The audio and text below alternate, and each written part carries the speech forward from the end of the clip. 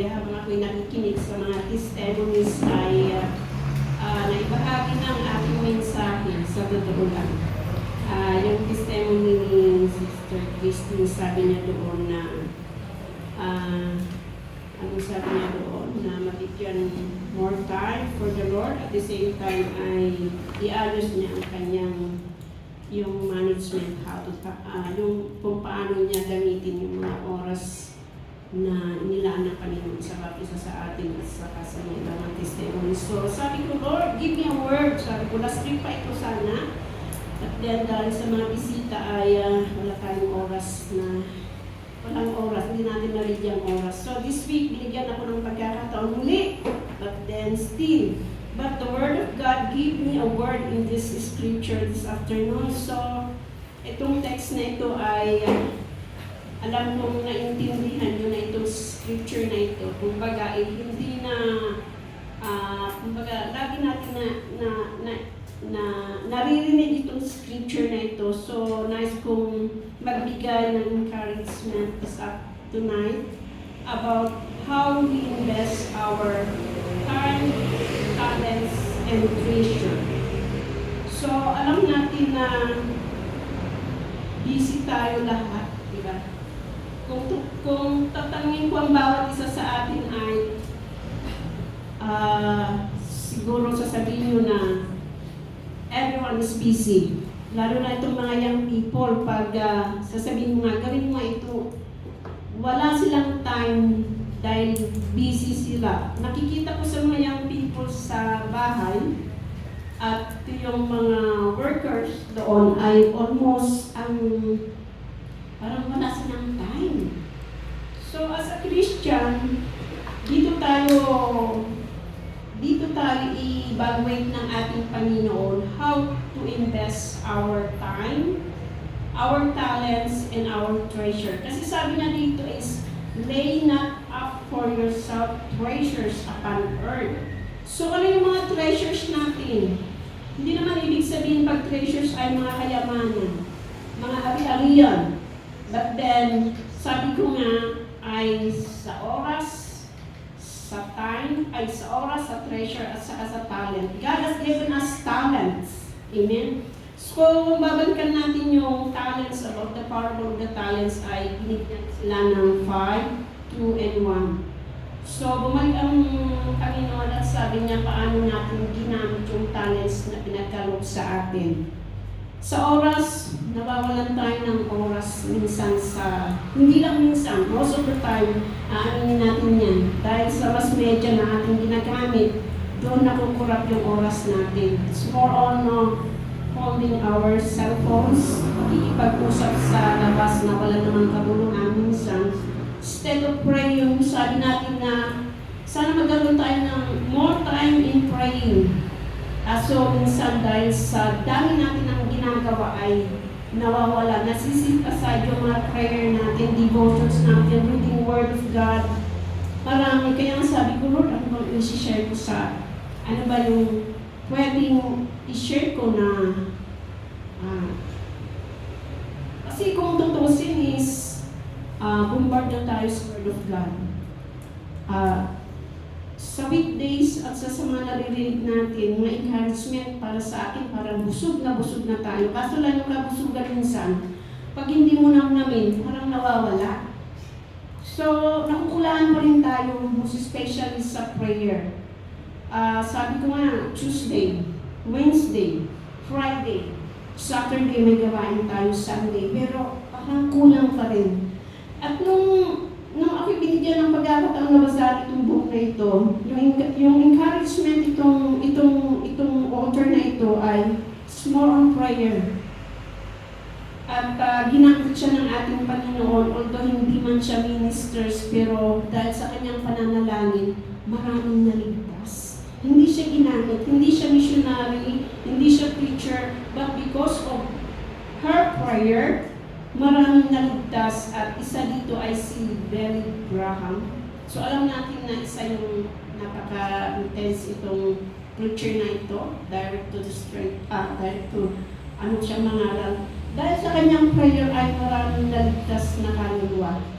So hindi man tayo preacher, hindi man tayo evangelist, hindi man tayo yung nasa position, but then may role po tayo bilang isang anak ng Diyos na gampanan yun.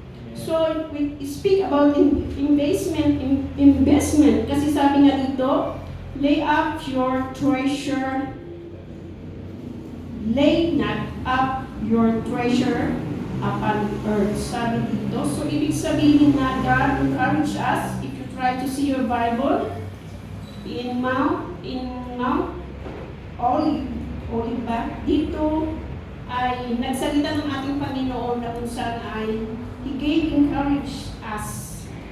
Hindi lang sa mga apostles, kundi sa mga tao na naroon.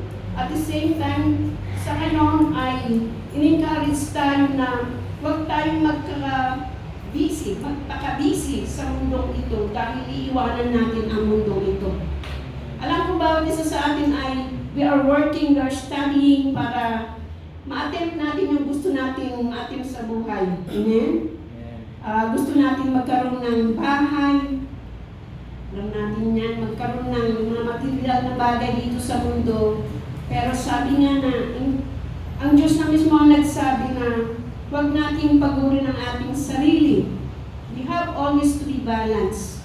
So sa ating paglilingkod sa ating Panginoon ay, kung tatanungin ko kayo, sabi nga ng book, we have 168 hours within a week.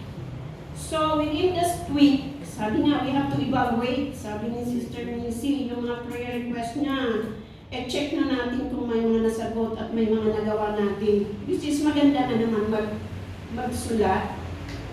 At kung may mga dapat natin i-improve sa ating sarili or kung kailangan mo natin iluhod, gawin natin para sa ating Panginoon. Dahil dito na-encourage ako sa book na ito na kung saan ay measure your life. Sabi niya dito, sabi ko, how could I measure my life sa Panginoon? Kung i-measure ko, baka bagsak na ako Yung measurement, hindi ko ma-attend. Yung measurement ng Panginoon, kumbaga is, hindi naman ibig sabihin i-measure mo dahil mataba ka. No. Measure your life kung paano tayo papasa sa harapan ng ating Panginoon. So, ang tanong ko sa inyo, if you try to measure your life sa paglilingkod natin sa ating Panginoon, sa taon na tayo naglingkod sa ating Panginoon, do we deserve yung pangako ng Panginoon sa atin? Kasi may pangako ng Panginoon, sabi niya, I will go away and prepare a place for us. And then I will come back. Ganun din yung balance na yan, gagamitin nyo na, and then babalikan ko. Ano nangyari sa dalawa? Minanage nila yung talent, yung gift na pinagkaroon ng Panginoon, yung isa na tao, tinago. So yung isa na, nagkaroon siya ng judgment doon, bagsak siya. Tayo din kaya, how we measure our lives in front of God. Yung ating paglilingkod, yung ginagawa natin, ito ba'y kaaya-aya sa harapan ng ating Panginoon? Kasi sabi niya, kung gumawa kami lang, gumawa ka sa tama, naahit sa harapan ng Panginoon. Pero kung gumawa ka na napipilitan ka, huwag na. Kasi hindi mapipis yung Panginoon. Pero ginagawa na for the sake of coming to church dahil nandun gusto mong mag-attendance, sabi niya, ay sorry na lang, huwag ka na lang pumunta. Kasi negative ka. Which is, napaka-encourage. Sabi ko nga, Lord, give me a word. Pero ito yung binigay sa akin. Lay not up yourself treasures upon earth where moth and rust that corrupt, and where thieves break through and steal. Pero sabi dito sa 21, for where your treasure is, there will your heart be also. Very, tong sagot ng ating Panginoon, we cannot deny kasi alam ng Panginoon ang ating puso. Amen. So sabi dito, the word investment, kung sabi ng Webster, it is the allocation of money, time, and resources into an asset, project, or business with the expectation of generating a profit, income, or appreciation in value over time. Essentially, it means putting your resources to work today so you can be financially better off in the future. So yan po ang ibig sabihin na investment. we are investing spiritually. So in return, kung ginagawa natin mag-invest sa gawain ng ating Panginoon, investment hindi lang sa pera, pero sa mga oras na nilaan natin sa ating Panginoon, yung mga prayers na nilaan natin, yung mga binigay natin, yung mga trabaho, like Bible study, or going having Bible study, wala akong narinig sa women, sa mga kababayan tayo ngayon, wala. Zero balance tayo sa Bible study natin ngayon na kung saan ay parang nakakaligtaan na natin, parang nandun na tayo sa comfort zone, okay na ako dito. Kahit ganito ang area ko, sabi ko sa sarili ko, parang comfortable ako matulog. So sabi ko, dyan na lang natutulog. Sabi na sa akin, oo. Pero para sa akin, comfortable ako. Parang spiritually, parang okay na ako dito sa kalagayan mo ito. Pero kung tutusin, wala tayong ginagawa para sa Panginoon. Sa prayer, sabi ko nga, Bible study, home visitations, ano pa, yung mga kapatiran natin na hindi natin nakikita, kumusta kaya sila ngayon. At saka yung mga baguhan, nasa yung mga names nila para puntahan natin. We have to be awakened. Encourage natin ang sarili natin kahit sabihin na natin na tayo napapagod. Marami natin ginagawa sa bahay. Pero we have to give time for the Lord. We have to invest time for the Lord. Amen. Talents. Sabi nga doon, ano yung talents na pinagkaroon ng Panginoon sa atin? Gamitin natin for His glory. Amen. Huwag natin itago yung mga talents na yan. Pagkos gamitin natin. Treasure, sabi ko nga, kung anong meron sa atin, gamitin natin sa ating Panginoon. Alam kong hindi man tayo mayamang church, pero sa panalangin, doon tayo, kumbaga, yun ang punuan natin. Kasi sabi niya, dito nga sa book, sabi ko nga dito sa book na ito, maliit siya dahil yung nanay niya ay isang mananampalataya at the age of 13, 15, naging workers sila. So, nandun yung tigil time. Puro tayo sila sa gawain ng Panginoon kasi mga young people ito eh. Kaya encouragement ko sa mga young people, para sa akin na lang young people ako na-convert sa ating Panginoon. Nandun yung pag-ibig ko sa gawain ng Panginoon, but then, nag-ibang landas yung pagtawag sa akin, which is, alam ko naman na will ng Panginoon kasi pinag-pray ko at the same time ay nagkaroon ako ng dreams na kung saan ay ito ibabahagi ko sa inyo, sabi ng kapatiran na isa. Pahingi ako ng pera, sabi niya sa akin. Sa dreams ko pero ongoing process yung papers ko. Sabi ko, nung bumunot ako sa bulsa ko, may inabot ako sa kanyang pera. Alam mo yung pera na yun, mga dollars, hindi ko alam kung anong currency. Nung nakarating ako sa Hong Kong, doon ko nakita yung pera sa panalangin, sa dreams na ito yung perang inabot ko sa aking kapatid na nanghingi ng pera. And when it comes sa gawain, hindi ako naging stingy sa gawain. Hindi naman ako yung nagmamataas, but then, kung anong meron, ibinibigay ko. Which is, nakita ko naman ngayon ang bunga ng Panginoon dahil hindi ko pinangarap na magkaroon ng bahay dito sa Baguio. Basta ang pangarap natin, alam mo pag nasa stage na ang pangarap mo, magkaroon ka ng bahay someday somehow. Dahil ang hirap mag-ibahay, di ba? Pero God provide. Kasi sabi ko sa employer ko, sabi na, Julie, you go to Chongqiwan and clean my house. Sabi ko, grabe naman ito. Magpapalinis ng ibang bakit, another house. So, ibig sabihin, may bahay pa siya. So, sabi ko doon sa bahay na yun, sabi ko, Lord, okay lang naman na maglinis ako dito. Sabi ko, nanalangin ako that time kasi iniwanan niya ako. Pagkatapos sabi niya, after that, you can go home. Sabi niya gano'n. Nanalangin ako. Sabi ko, Lord, itong mga chick na ito, hindi ka kilala. Sabi ko, ang Diyos nila pera. She is the OEC of Disneyland Hong Kong. Ang sahod niya, 100 lang pag dumating yung payslip. Buksan niya, nakikita lang doon. Papasura lang doon. Ikaw naman nakikita namin. So sabi ko, wow. Sabi ko ganun. Lord, sabi ko, i-bless mo naman ako dahil ako ay anak mo. Ikaw ang Diyos na aming pinaglilingkuran. Ikaw ang hari ng mga hari. Ikaw wala nang ito sa'yo. Patiting lang itong blessings mo sa kanila. Pero kami, we have to claim the word of God. We have to claim the promises. And sabi ko, Lord, i-bless mo naman ako. Sabi ko doon. So kung uuwi man ako sa Pilipinas, ayaw kong maging babalik ng kagaya ng dati. Ibahin mo naman yung buhay ko. Sabi ko, ayaw kong babalik na naman na magtatrabaho na magiging trabahador. Ayaw ko nang ganun. Kasi naranasan na namin, mahirap maging trabahador ng boss ka. So gusto ko naman, ako naman ngayon ang maging boss. So, pray ng Panginoon dahil yung mga prayer natin na maliit lang na bagay ay tinutugon ng Panginoon. Pero may mga proseso din yung mga prayer natin. Kailangan din natin pagsikapan. So while in Hong Kong, naging tapat tayo at ginamit din tayo dahil alam naman natin ang salita ng Panginoon. Kailangan tayong maging tapat para tapat din ang Panginoon.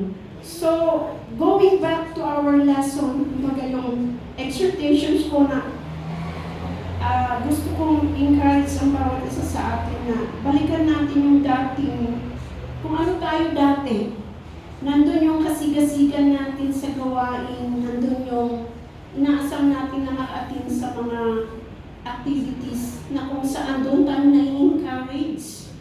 Sabi ko nga, Lord, give me a word. Pero kung ano the word investment, ay dito ko narinig kay Pastor Wood when they are talking about us, meron yung encouragement na binigay niya. Meron na ako nakuhang word doon na investment. Na kailangan, kaya sabi ko sa Panginoon, Lord, paano ko ba i-relate itong word mo? Walang scriptures na dumating. Ang dumating sa akin, the talents, the parable of the talents, sabi ko, hindi pa rin. So, nung pumunta ako sa BCBS, nakita ko ito, sabi ko, parang it connects. Yung kinuha ko, the measurement of your investment. So sabi dito, how you measure my investment as a Christian, at gusto kong ibahagi sa bawat isa sa inyo, na habang tayo naglilingkod sa ating Panginoon, we try to invest yung mga bagay na spiritual. Because yung mga bagay na sa atin, iwanan natin yan. Pati yung mga asawa nyo, pati yung mga bahay natin, mga sasakyan, wala yan. Kung hindi natin gagamitin sa ating Panginoon. Amen. Yung mga pera natin, iiwanan natin yan. So enjoy while we are here on earth. Amen. Kaya pag sabi na, oh Julie, let's go out. Okay, go. Eat outside. Enjoy life. And then kung may gawain, try to, kumbaga, huwag naman tayo maging pulubi. I-try na mag-save tayo kahit 50 pesos weekly para maka-join tayo. Huwag naman yung palagi na lang wala akong pang registration. Anak tayo ng Diyos. One time, duman ako sa building ng bahay ng employer ko pag linggo. Nandun yung isang security guard. Hindi ka kasi makakapasok doon sa building na yun kung hindi ka residence doon. So one time sabi itong security na ito, sabi niya sa Chinese, wow, sabi niya sa amin, holy nga, sabi niya gano'n. Sabi namin, sino ang kinakausap yung security na yan? Sabi niya, tayo, sabi niya gano'n yung kapatira. Alam mo, pinuli kami. Sabi niya, wow, holy nga. Alam niyo, ibig sabihin ng Chinese, wow, beautiful. Kami, beautiful. Kanyang kami. Pero spiritually, anak kami ng hari. Anak kami ng Diyos.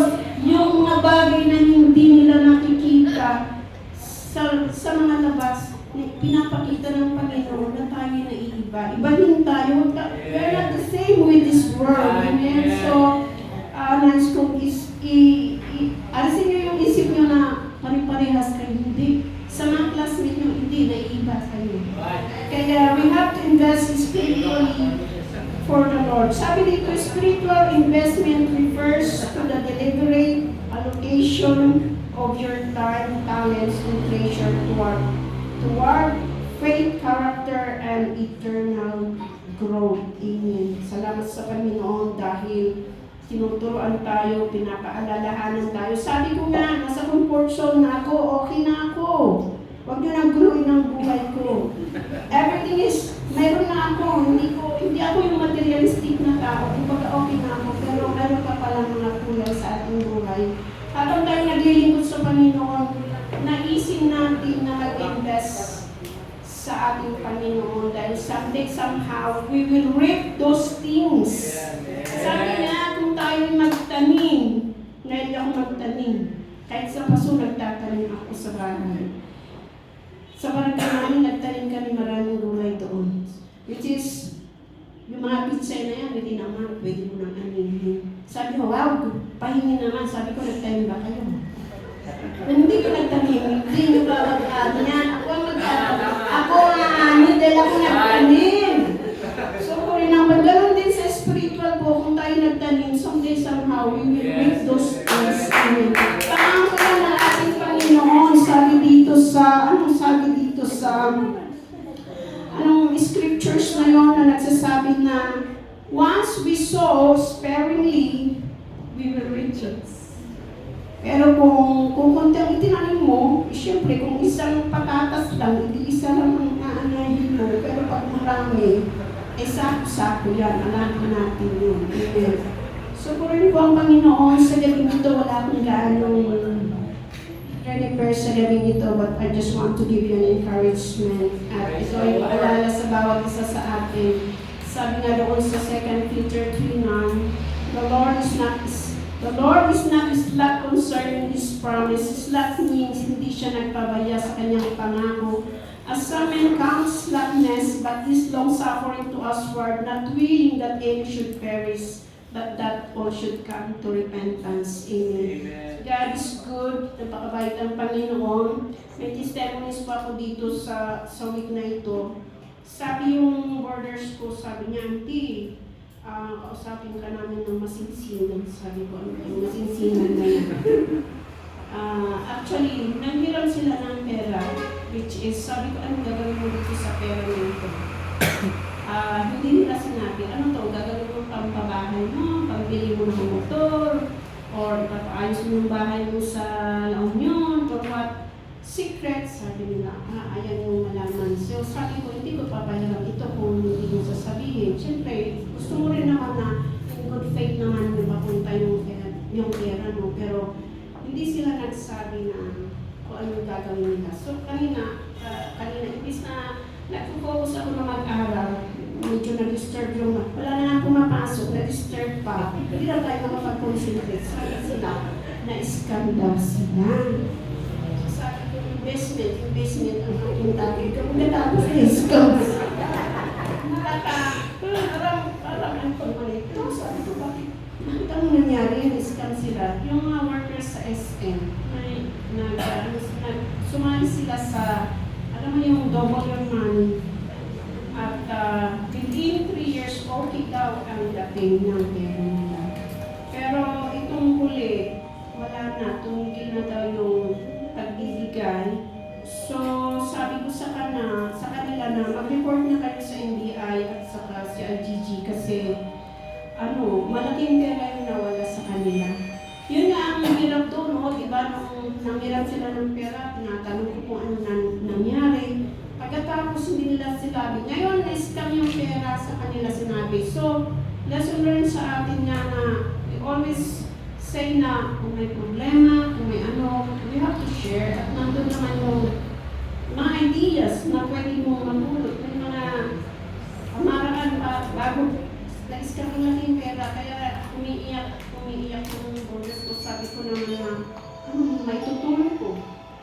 Una sa lahat, hindi kayo naging open sa akin. Pagkatapos, although ibalik naman yung sa akin, pero sa kanila, millions ang nakuha. So, yun nga, invest materially dito sa earth, kaya ng Panginoon dahil you have to invest spiritual things, mga bagay-bagay na kapuri-puri ang Panginoon. So, gumawa po tayo para sa Panginoon, magtrabaho po tayo at kung yung nagagawa natin ay nakupuri ang Panginoon sa ating buhay, let's keep going. Amen. At patuloy lang tayo, alam kong hindi ko po nagpapay ang ating Panginoon sa pagpapaalala sa bawat isa sa atin. Amen. Dahil through His Word, marami na tayong napakinggan. Kaya, magpakatapat at magpakabalik tayo sa ating Panginoon para mabigyan kami sa ating